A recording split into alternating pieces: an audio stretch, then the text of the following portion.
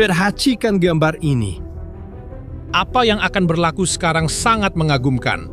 Titik cahaya yang bergerak di langit ini mungkin nampak tidak berbahaya, tetapi ia sebenarnya adalah satu serangan. Iran baru sahaja menyerang sebuah negara yang sepatutnya tidak pernah diserang, dan serangan ini adalah kesilapan terbesar yang pernah dilakukan oleh Iran dalam perang ini. Tidak, ini bukan kesilapan sasaran, bukan satu kemalangan, ini adalah satu keputusan.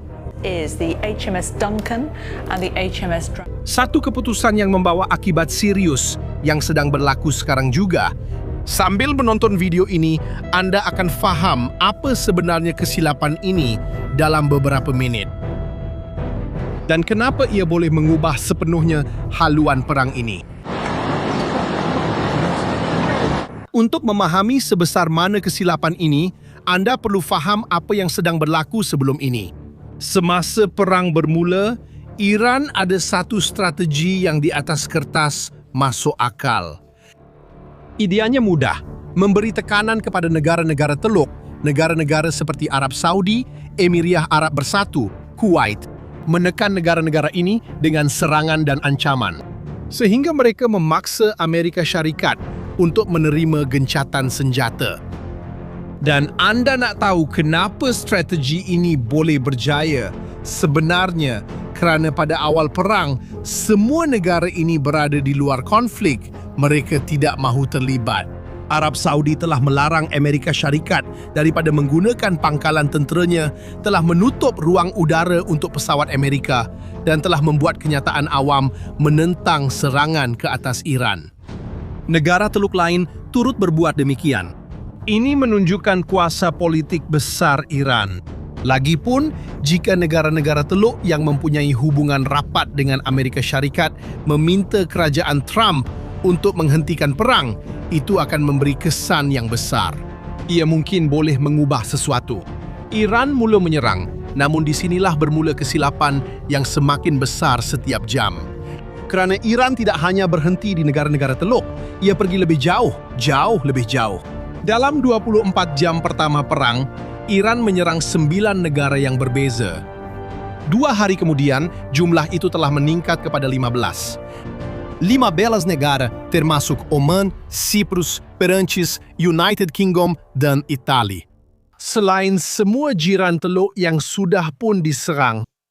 Dan disinilah strategi Iran mula runtuh sepenuhnya. Kerana terdapat perbezaan besar antara menyerang musuh yang telah diisytiharkan dan menyerang negara-negara yang cuba sedaya upaya untuk tidak terlibat dalam perang ini. Negara yang jelas enggan terlibat malah membantu menghalang Amerika atas nama prinsip berkecuali yang tidak dihormati Iran. سيارة اضرب اضرب اضرب اضرب اضرب اضرب اضرب اضرب اضرب اضرب عدل. Kita mulakan dengan kes paling berimpak di Teluk, iaitu Arab Saudi. Arab Saudi sejak awal telah menyatakan tidak akan terlibat dalam perang ini.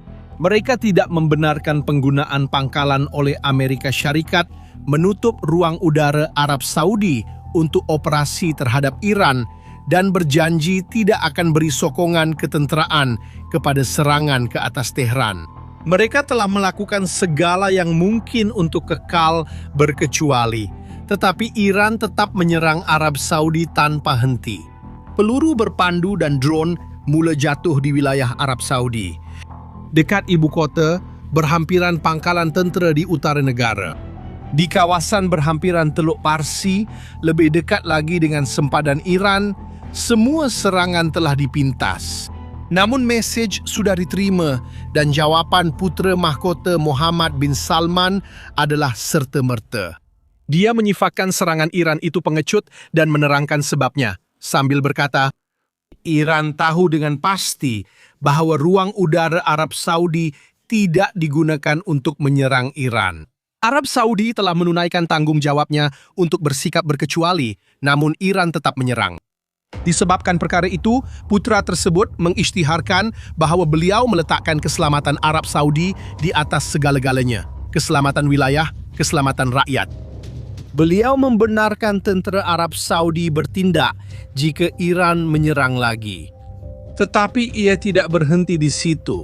Putra itu menghubungi Presiden Trump dan menurut laporan rasmi Arab Saudi, Trump menyokong sepenuhnya tindakan balas yang dirancang. Arab Saudi, sebelum ini simbol berkecuali dalam perang ini, kini bersiap sedia menyerang balas Iran. Iran baru sahaja menukar bakal sekutu serantau utamanya menjadi musuh bersenjata yang mendapat sokongan Amerika. Jika Anda fikir kes Arab Saudi ini tidak masuk akal, tunggu sehingga lihat apa yang Iran lakukan terhadap Emiriyah Arab Bersatu. Angka-angka yang akan saya tunjukkan kepada Anda sekarang memang sukar untuk dipercayai. Emiriyah Arab Bersatu sedang diserang dengan cara yang tiada perkataan lain yang lebih sesuai untuk menggambarkannya selain daripada tidak masuk akal. Kementerian Pertahanan Emiriyah telah mengesahkan angka rasmi tersebut.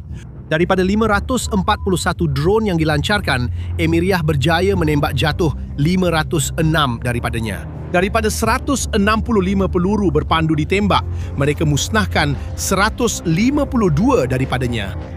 152 peluru berpandu telah dipintas di sebuah negara tunggal yang tidak terlibat dalam peperangan. Dan tahu tak kenapa Emiriyah menerima begitu banyak serangan?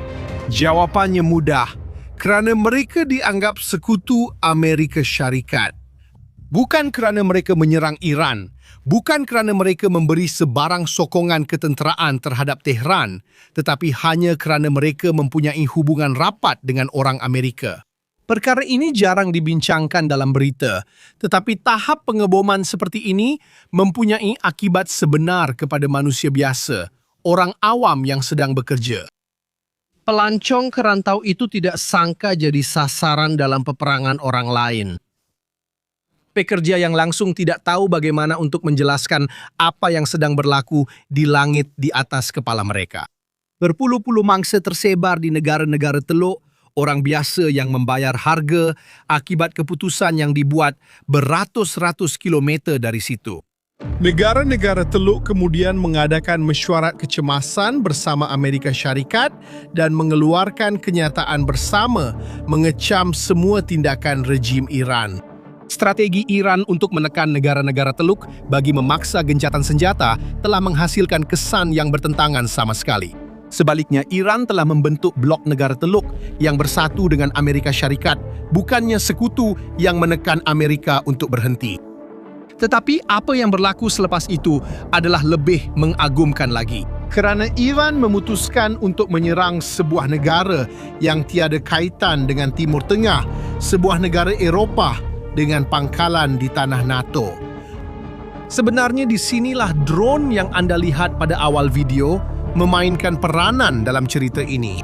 Pada awal pagi hari Isnin, sekitar tengah malam, sebuah drone jenis Shahid telah mengenai pangkalan udara British di Akrotiri, Siprus. Bayangkan suasana di pangkalan tentera British di Eropah. Tengah malam, siren berbunyi, askar berlari, dan kampung sekitar pangkalan udara British dipindahkan segera. Dan ada satu butiran dalam serangan ini yang tidak boleh diabaikan. Komponen Rusia ditemui dalam serpihan drone itu. Maklumat ini didedahkan oleh United 24. Dan ini penting kerana ia bermakna serangan ke atas pangkalan NATO di tanah Eropah dilakukan dengan drone buatan Iran yang mungkin dilancarkan oleh Hezbollah dari Lubnan. Dua negara di sebalik senjata itu, satu sasaran British. Untuk memahami kepentingan perkara ini, Anda perlu tahu peranan United Kingdom dalam perang itu. United Kingdom secara terbuka menolak untuk terlibat dalam konflik tersebut. Kerajaan British telah melarang Amerika Syarikat daripada menggunakan pangkalan bersama untuk melancarkan serangan ke atas Iran. Semalam saya bercakap dengan anda semua tentang situasi di Teluk dan saya telah menjelaskan bahawa United Kingdom tidak terlibat dalam serangan ke atas Iran. Termasuk pangkalan Diego Garcia yang akan menjadi sangat penting dari segi strategi untuk operasi jarak jauh. Keputusan ini telah menimbulkan ketegangan yang ketara antara London dan Washington. United Kingdom menutup semua pintu, tetapi Iran tetap menyerang.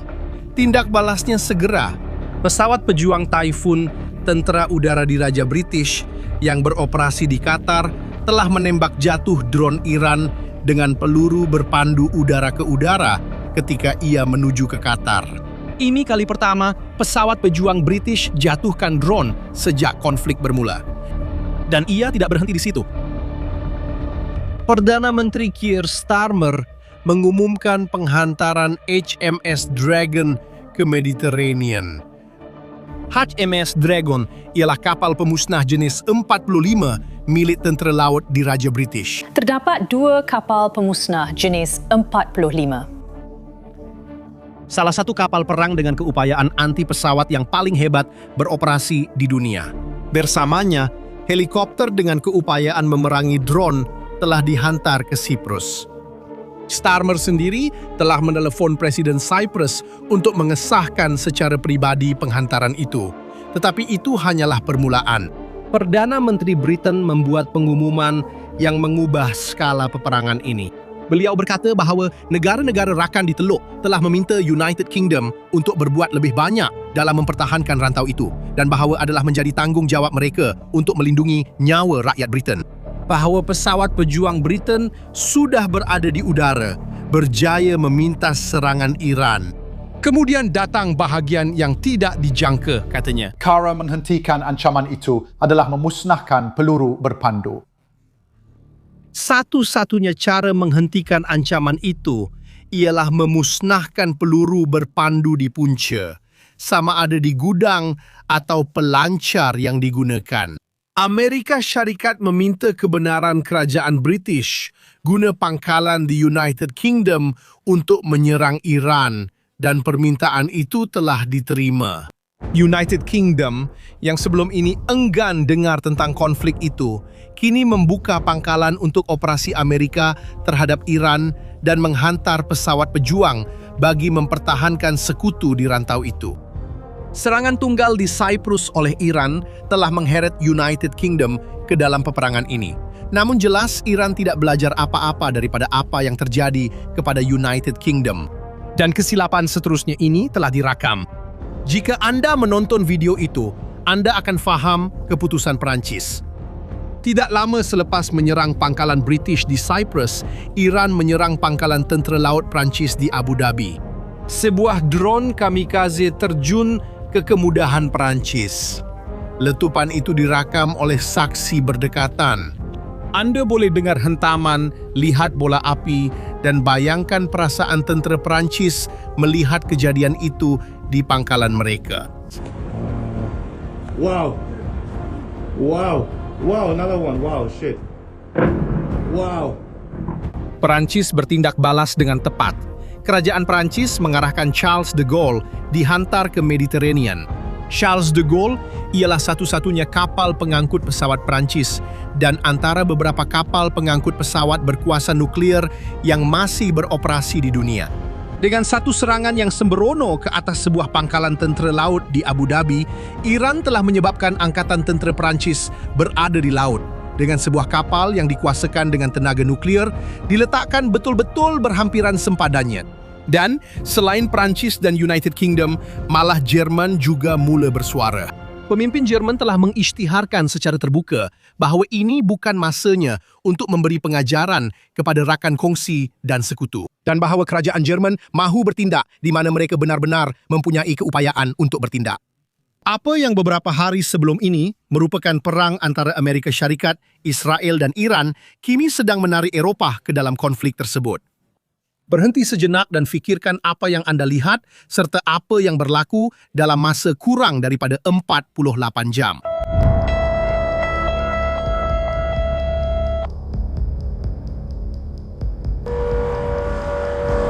Hari konflik di Timur Tengah menjejas kedaulatan United Kingdom.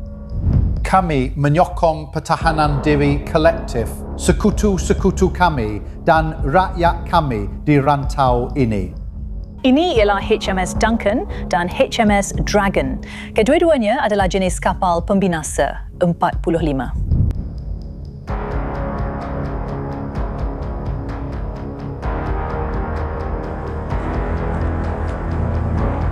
Wow. Wow. Wow, another one. Wow, shit. Wow.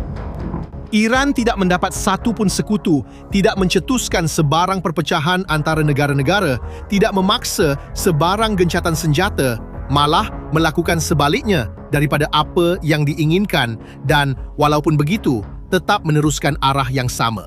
Ini menunjukkan sesuatu yang penting tentang cara Iran membuat keputusan kini. Mari kita teruskan kerana apa yang berlaku selepas itu lebih mendedahkan. Ada perkara lebih besar berlaku di sebalik tabir. Jeneral Bersara Amerika Syarikat Jack Keane mengesahkan dalam temu bual bahawa beberapa negara kini terlibat dalam operasi ofensif yang diselaraskan oleh Komando Pusat Amerika Syarikat. Bukan hanya operasi defensif, juga ofensif. Dia tidak mendedahkan negara-negara mana yang terlibat, tetapi berkata bahawa Laksamana Brad Cooper, Komander CENTCOM, sedang menyelaras operasi-operasi tersebut pada ketika itu juga. Selepas itu, Presiden Trump tiba. Dalam satu temu bual dengan Daily Mail, Trump mengesahkan hampir tanpa sengaja bahawa Arab Saudi akan berperang dengan Iran tidak lama lagi.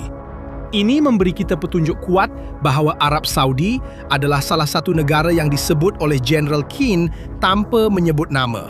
Trump turut mendedahkan jangkaan masa perang itu. Dia berkata proses itu sentiasa 4 minggu. Operasi dirancang sepanjang tempoh itu mungkin lebih singkat. Kita sedang bercakap tentang sebuah negara yang besar dan hanya 4 minggu, satu operasi dengan tempoh yang telah ditetapkan dengan satu pakatan yang semakin berkembang sementara Iran terus mengumpul musuh di semua pihak. dan awak nak tahu apa yang Iran putuskan untuk lakukan di tengah-tengah kekacauan ini? Menteri Luar Negeri Iran muncul di televisyen untuk cuba menerangkan strategi kerajaan mereka. Dia berkata serangan itu tiada kaitan dengan negara saudara di rantau ini. Dia telah menghubungi semua rakan sejawat di Timur Tengah bahawa dia tahu mereka tidak gembira, malah ada yang marah, tetapi dia berharap mereka faham apa yang sedang berlaku. Dan disitulah terletaknya inti masalahnya. Saya boleh menambah aspek-aspek baru kepada perkara ini. Iran berharap dunia akan faham, tetapi dunia memahami sesuatu yang sangat berbeza daripada apa yang mereka ingin sampaikan. Apa yang difahami oleh Arab Saudi ialah Iran sanggup menyerang sebuah negara berkecuali yang tidak memberikan sebarang alasan untuk diserang. Apa yang difahami oleh United Kingdom ialah Iran sanggup menyerang pangkalan British di wilayah yang langsung tiada kaitan dengan perang ini. Apa yang difahami oleh Perancis ialah sebuah kemudahan tentera Perancis boleh dimusnahkan oleh drone tanpa amaran, tanpa sebarang justifikasi. Semua negara ini kemudian mengambil tindakan serupa, mengetepikan sikap berkecuali dan menjadi pihak aktif dalam peperangan. Apa yang kita lihat kini adalah hasil beberapa siri kesilapan berturut-turut.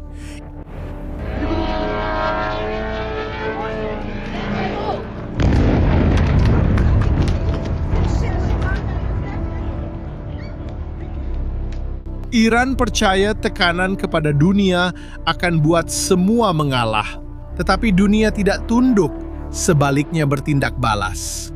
Dalam masa 2 hari, Iran telah beralih daripada konflik dengan Amerika Syarikat dan Israel kepada satu situasi di mana ia sedang berdepan dengan satu pakatan yang merangkumi United Kingdom, Perancis, Arab Saudi, Emiriyah Arab Bersatu dan mungkin negara-negara lain yang masih belum mendedahkan penglibatan mereka. Hakikatnya, Iran sedang mengasingkan diri, sedang memusnahkan sebarang kemungkinan untuk mencari sekutu atau perantara yang boleh membantu merundingkan jalan keluar secara diplomatik. Tiada negara mahu berunding mewakili rejim yang baru menyerang pangkalan tentera mereka. Ini dipanggil bunuh diri diplomatik dalam strategi ketenteraan. Dan inilah yang sedang kita saksikan berlaku secara langsung. Beritahu saya di ruangan komen. Pada pendapat anda, adakah Iran masih boleh diselamatkan dalam perang ini atau sudah terlambat? Jika anda sampai di sini, anda kini faham perang ini dengan cara berbeza daripada kebanyakan orang.